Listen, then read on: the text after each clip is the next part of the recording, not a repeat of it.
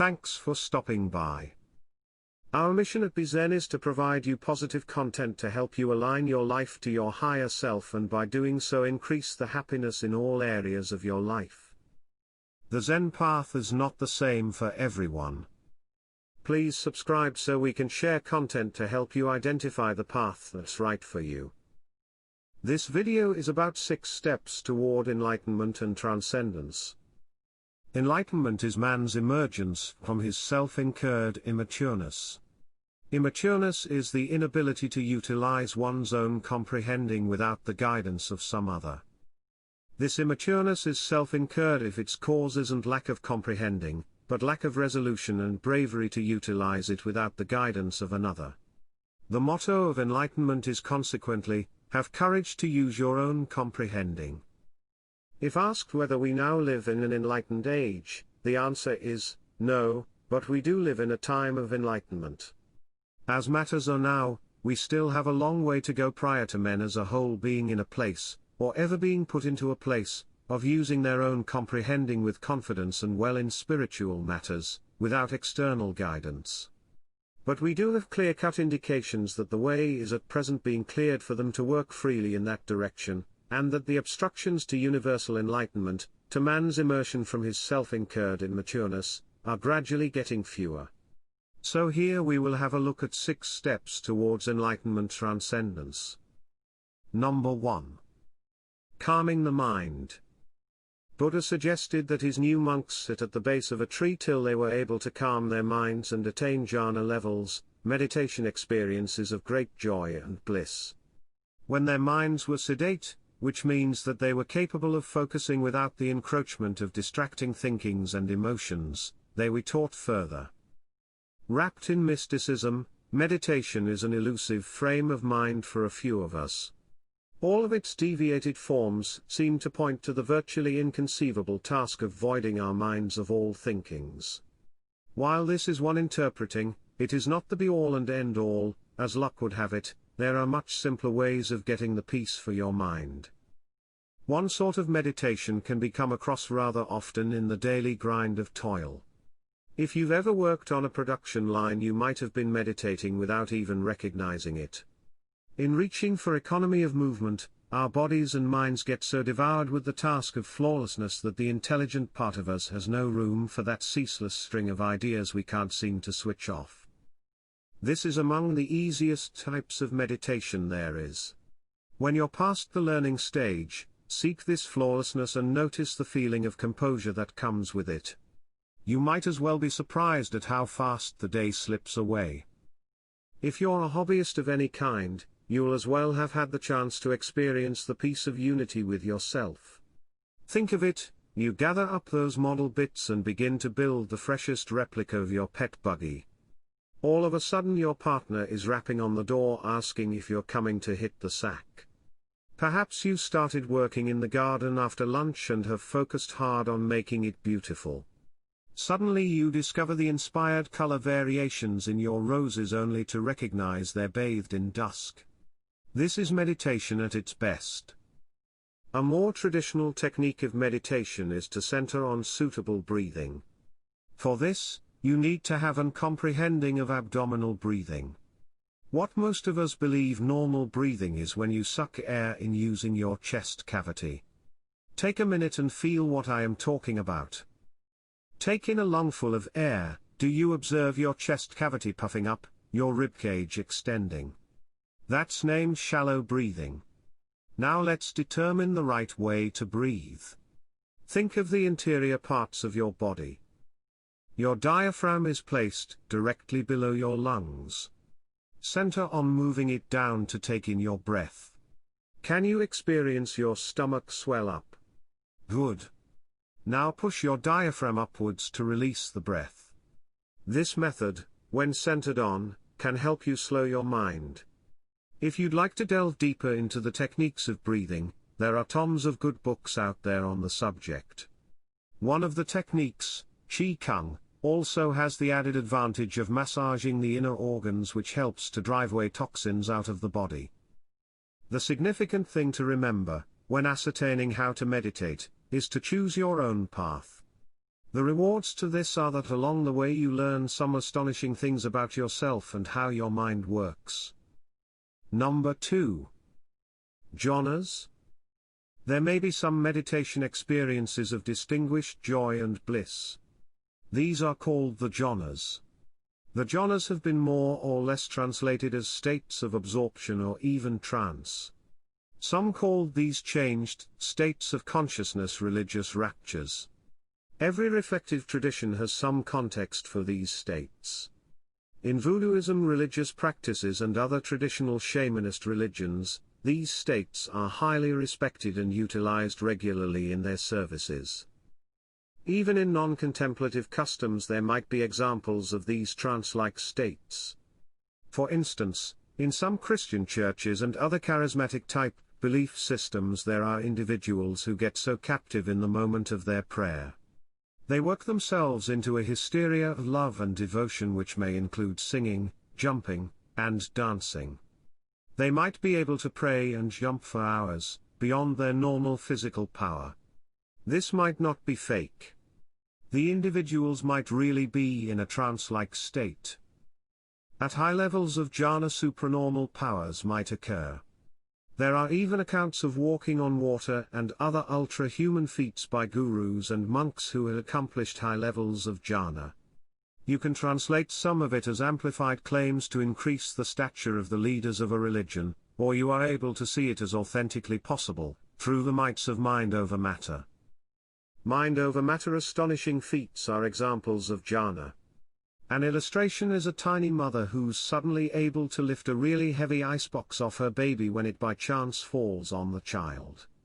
The amount of concentration and love for her baby places her into a greater plane of being, to a state of jhana. The claim of multiplying your body 100-fold or 1,000-fold might have a scientific hypothesis. An example is our football G. The game is telecasted around the world. Individuals are watching everywhere. The images appear directly on live TV to individuals in their living rooms on the TV.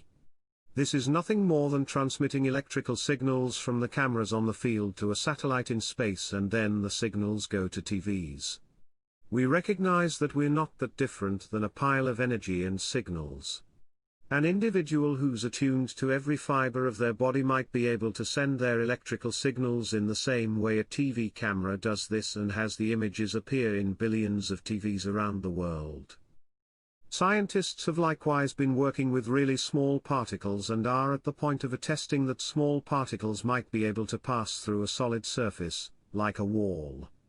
This affirms that highly developed individuals, like those with jhana accomplishments, might actually be able to pass across walls and walk on water. It is at elevated jhana levels that one might be able to see one's past lives and even of other people. It's befittingly not discussed much, as these levels are hard to achieve, and when you do, who will trust you? The jhana levels and mights are not to be used for amusement purposes, for flaunting, or for profit. Since such utilization would entail attachment to sense wants and other unwholesome desires, the abilities wouldn't work in a profitable money-making attempt anyhow. To achieve the jhanic states one must pick a meditation subject and use one-pointedness engrossment. The subject can be a devotional statue, a colorized disc, or merely your breath. As contrary to insight meditation or vipassana, in this meditation you center all your attention on your subject. The backdrop views and disturbances must remain only part of the backdrop. You center on your subject with eyes occasionally open and then shut. While your eyes are shut, seek the after image of your meditation subject in your mind. In time you'll reach a high state of engrossment. When your mind is free and your concentration is particularly strong, you enter the first jhana of pleasant sensations. It requires much practice, and remember, forbearance is really crucial. You might not experience your first jhanic state till many years of exercise. As you attain each jhanic level, your mind will be enticed to remain at the former jhanic state. Merely keep a balanced mind without any clutching the pleasant or objectionable, and you'll reach the higher levels. The 9 levels of jhana are: 1. Delightful sensations. 2. Joy. 3. Contentment. 4. Utter peacefulness. 5. Infinity of space. 6. Infinity of consciousness. 7. No thingness. 8. Neither perception nor non-perception. 9. Cessation. The jhanas are changed states of consciousness which are acquired from periods of strong concentration. Though not enlightenment experiences, they do furnish much needed experience into the course and explain much of the cosmology in an existential way.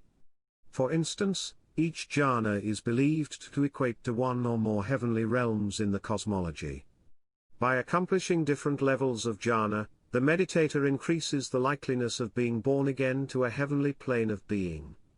If you die while meditating at one of the jhanic levels, you'll be born again to that celestial existence. If you die when you're not in a meditation session, but have accomplished to a certain level of jhana in the past, you are able to still be born again to one of those celestial planes. Number 3. Being aware of the body. Being aware of the body is a fundamental though often left out opportunity to deepen our meditation and develop our enlightenment. Many enlightenment students view body awareness as just a beginning point for their practice. They tend to jump over it in order to center on their mind states and emotions, trusting that's where they'll experience the deepest insights. But the fact is, your body is the ideal mirror for distinguishing the great truths of suffering, change, and not self. All things needed for enlightenment. There's one thing that, trained and regularly practiced, leads to a deep sense of urging, to the sovereign peace, to mindfulness and clear comprehension, to the accomplishment of right vision and knowledge, to happiness in present moment, to recognizing deliverance by wiseness and the realization of holiness. It's mindfulness of body. Applying mindfulness of the body is often neglected as a chance for awakening, even when the body is calling for tending. Being aware of the sensations that come up in your body without adhering to them is all important to spiritual practice. Whenever the body isn't mastered by meditation, the mind can't be mastered. If the body is controlled, mind is controlled. Some may need to take a fresh approach to meditation practice for enlightenment and realize that a new relationship to body is possible. There are many ways you may make your experience in body the primary object of meditation. You need to begin to use your body as your teacher, and if you make mindfulness an ongoing practice at work and in your family life, it will go on to serve you. But body awareness isn't an aspirin you take for pain relief. It's a practice that frees your mind from suffering, regardless of conditions, and brings you to a new point in enlightenment. In applying mindfulness of the body, it's your direct experience or felt sense that's important, not your judgments about your body, your wishings for what it may be, or even your stories about how your body came to be as it is. This is called awareness of the body in the body, intending that your attention has dropped into the literal physical experience instead of your views and concepts about the body. You are able to experience this sense by the following exercise. Hold your right hand up and start out by viewing the back of it. What do you witness? You may notice the complexion, the veins, and whether there are any creases or scars. Straight away turn it over and view your palm. You may observe its shape or the length of your fingers. Switch between viewing the front and the back of your hand. You may notice the length of the various finger bones in respect to one another or the size of your knuckles. You may observe the pattern that the lines make in the palm of the hand. Simply see these things. That's a sort of mindfulness, correct? But, because you're a removed observer, it isn't the same as the felt experience. You're not directly experiencing the substance of hand. Now rest your hand for a minute. With your eyes shut, raise your hand again. Begin to move your hand in space. Let the wrist joint move with the hand. You may curl the fingers in towards your palm, then expand them out a bit. With your tending, feel the thumb, the forefinger, the middle finger, the ring finger, the pinky, the palm, and the back of the hand. Take down your hand and open your eyes. This is a really different experience than viewing the hand, is it not? This is the felt sense of the body, it's non-conceptual and lies inside the experience itself.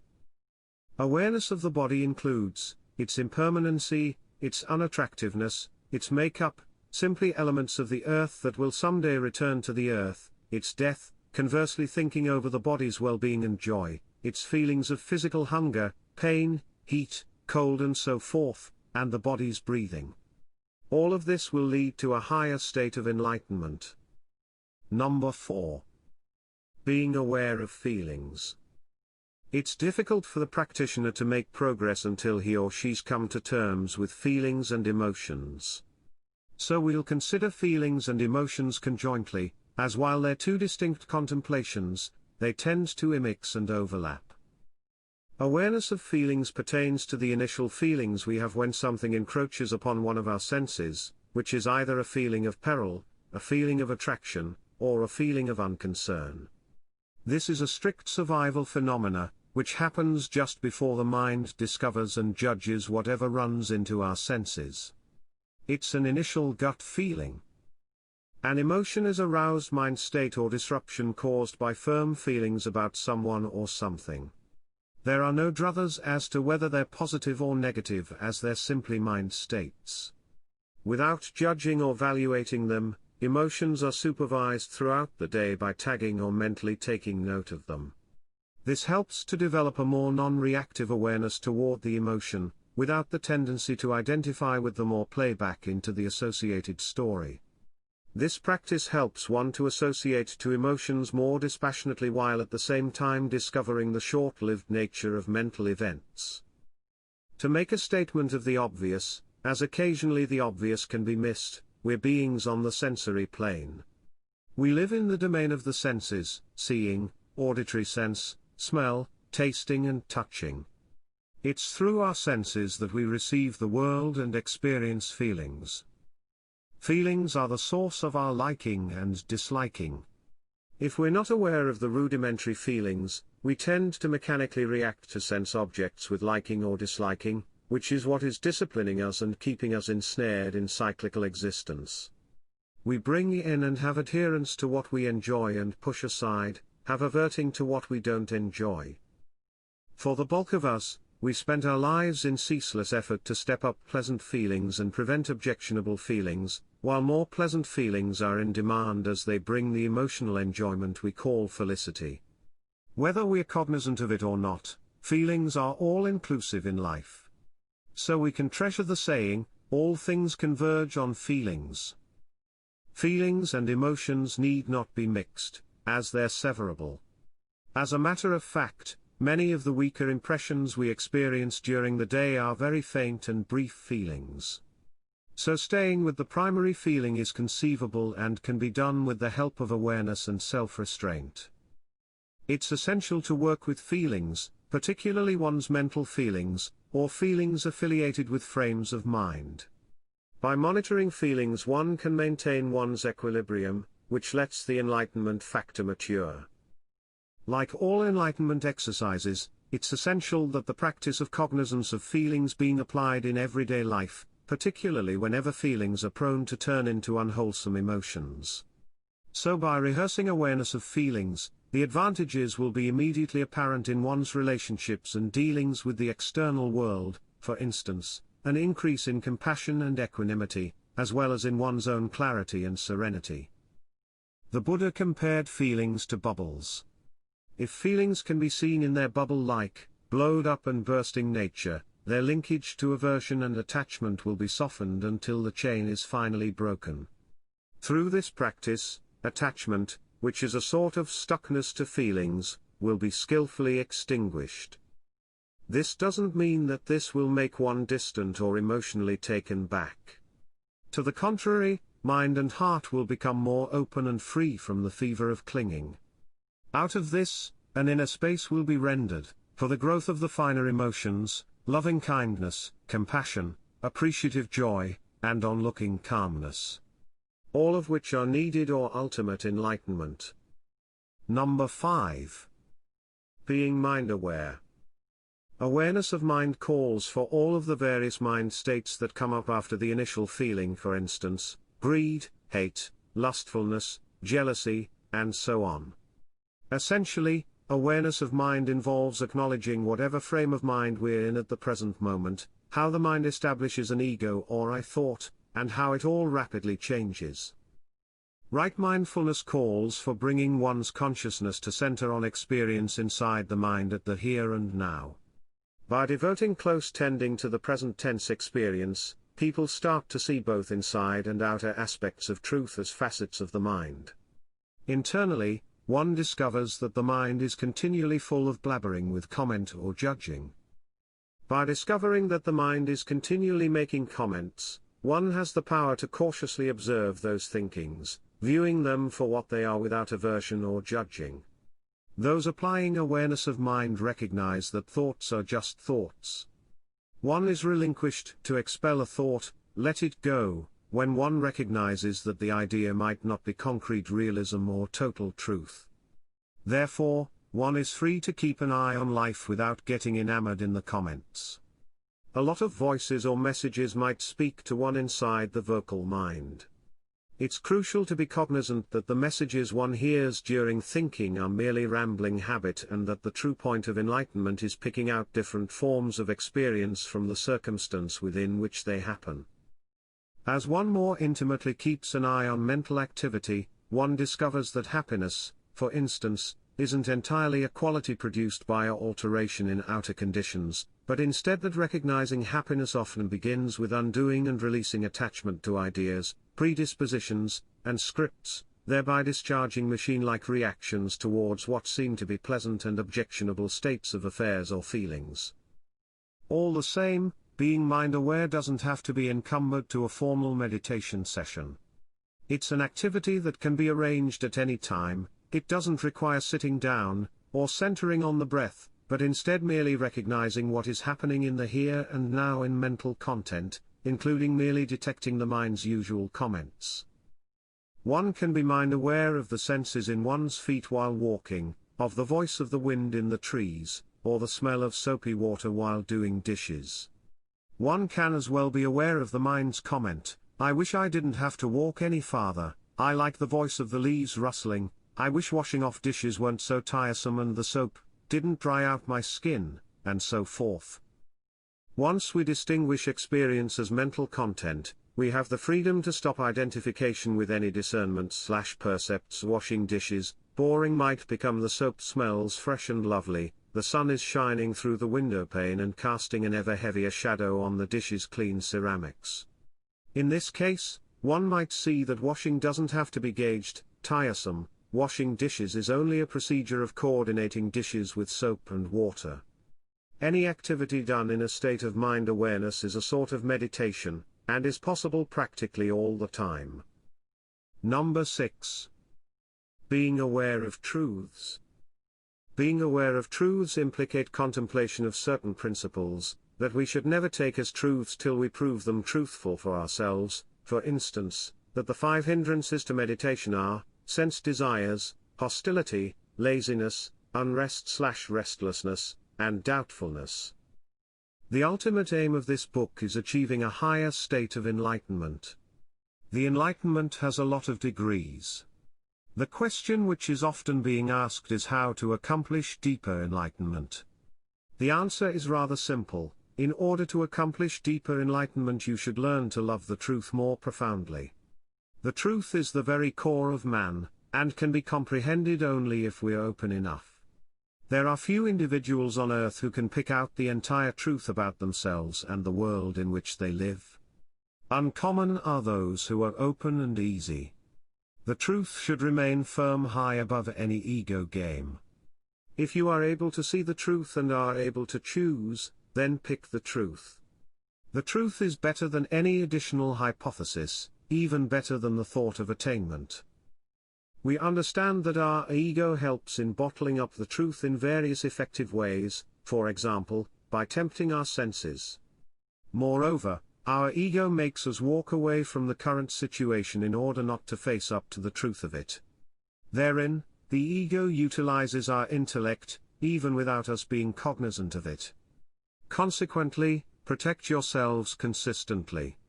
You should be easy, and open, at ease and conscious, alert and centered, and be higher up than any ego game. Let the truth forever come first. The truth isn't harsh or atrocious as it's often conceived of. Instead, the ego game can be awful. The truth is unmixed and glitters like a diamond. Every thought is a limitation with regard to the truth.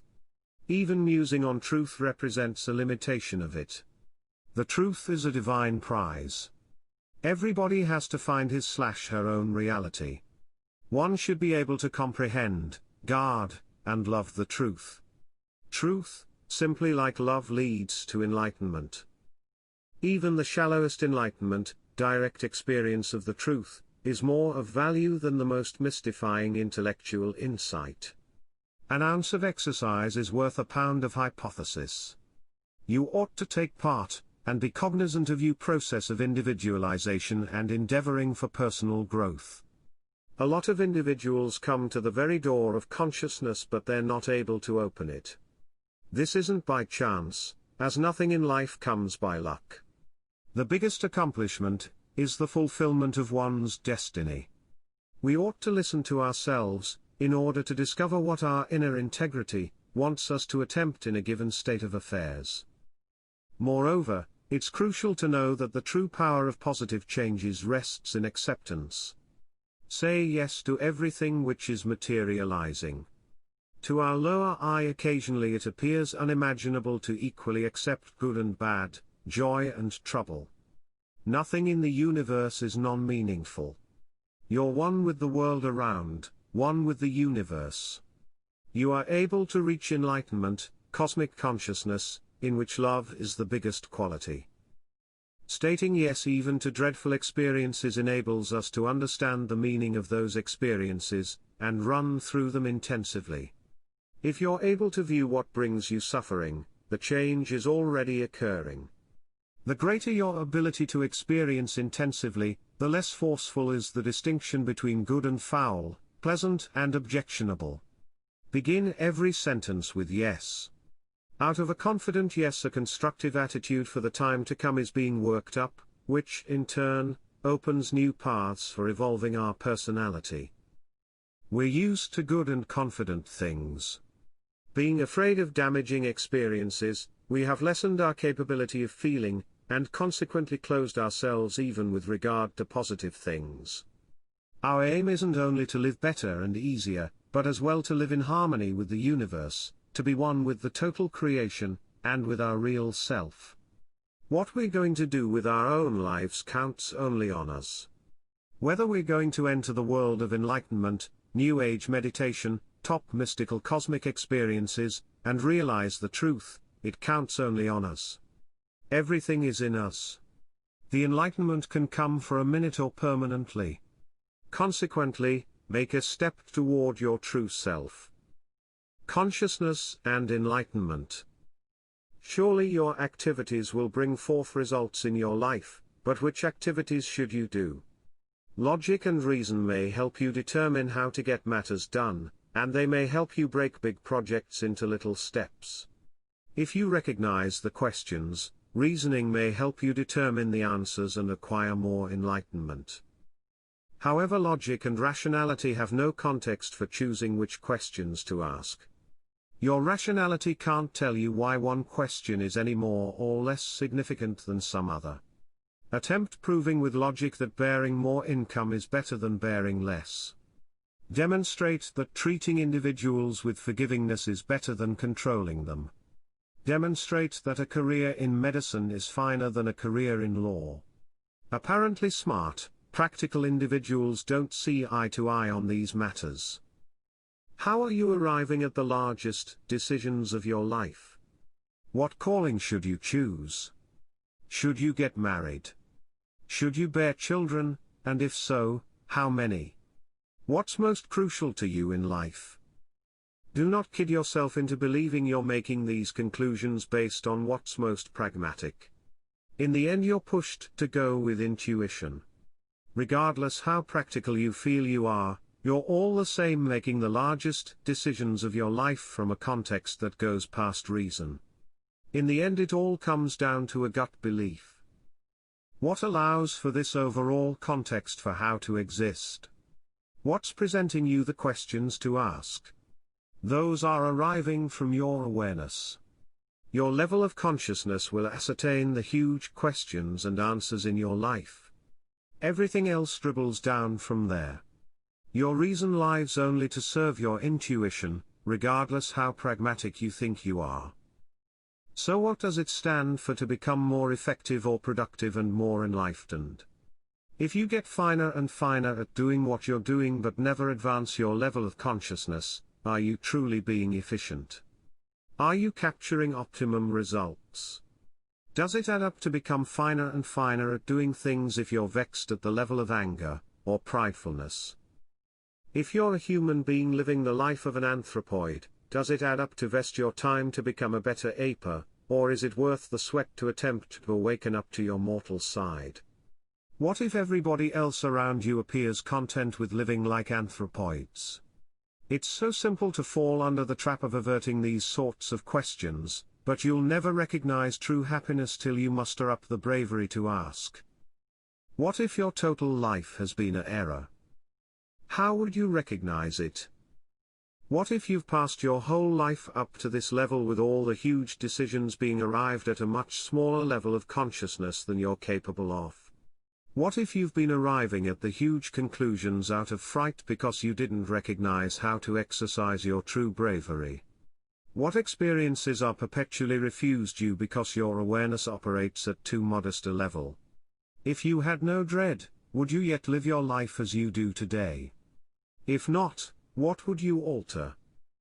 Greater levels of consciousness and enlightenment stand for access to higher rewards.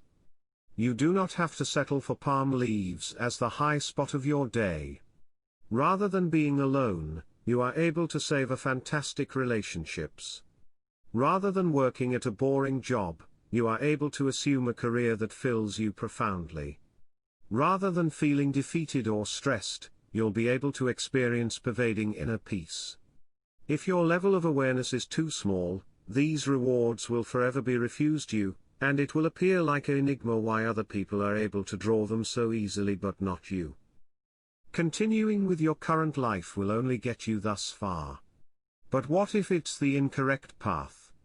Averting that question and throwing yourself into the routine of enduring further and further along the same path lowers your awareness. It forces you deeper into dread and away from bravery. Even if you've gotten deeply seated in your current path, you still have to inquire what additional is out there. Just inquiring that will bring your concerns to the surface, where you are able to start addressing with them consciously. And curbing dread is the heart of raising your awareness. Regardless how unbelievable your current path, there's forever a better one. Existing consciously means ascertaining how to feel comfy moving from path to path without getting overly bonded to any of them. That's the gist of personal growth. Who's at a greater level of consciousness, the individual who has everything but is deadly afraid of mislaying it, or the individual who has very little but bears no fear of departure? Who will be more pleased? Who will be able to pull in and nurture the most enjoying relationships? Who will have serenity? The more connected you are to your current path, the less conscious, the less liberated you are. And with higher freedom comes far higher personal growth as you acquire access to fresh experiences that you'd differently be too cowardly to try. Ask the huge questions. Then face down all the what-if concerns that rise up with as much bravery as you are able to summon. When you do that, you get more conscious and enlightenment.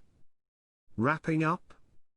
If it is enlightenment that you seek, you'll need to enlist in existential practices.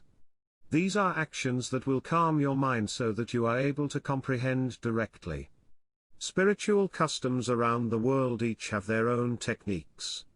They quiet the inner dialogue by extinguishing the fallacies, dismissing personal importance, and they coach you to center your attention into a mum world. Meditation and prayer are exercises that take you toward direct experience. Do the practices along with reading books because words alone aren't likely to direct you to the experience.